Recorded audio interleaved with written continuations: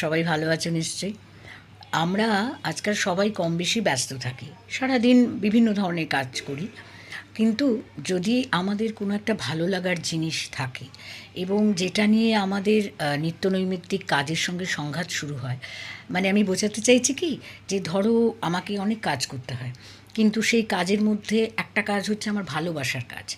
তো এরকম যেন না হয় যে তুমি নিত্যনৈমিত্তিক তোমার অন্যান্য কাজের মধ্যে তোমার ভালোবাসার কাজটিকে ভুলে যাও। মানে তোমাকে তোমার ভালো লাগার জায়গাটা রাখতে হবে, ভালোবাসার জিনিসটাকে তোমাকে রেখে দিতে হবে। হয় কি, সবসময় নিজেদের অন্যান্য সংসারের চাপে, কাজের চাপে আমরা আমাদের ভালো লাগাগুলোকে হারিয়ে ফেলি। সেটা কখনো হতে দিও না। ভালো লাগা যদি জিনিস না থাকে না সাথে, তাহলে জীবনে ভালোভাবে এগিয়ে যাওয়া যায় না, মনে একটা কষ্ট থেকে যায়। আর মনে কষ্ট থাকলে জীবন কখনোই সুখী হয় না। ছোট্ট ছোট্ট ভালো লাগার জিনিস, সেগুলোকে ভালোবেসে নিজের সাথে রেখো। কোনো জিনিসকে ছেড়ে দেওয়া খুব চারটিখানি কথা, এক্ষুনি ছেড়ে দিলাম চলে গেল। কিন্তু কোনো ভালো লাগার জিনিসকে যদি রেখে দিতে হয় না, একটু কষ্ট হয়, একটু ভালো করে রাখতে হয়।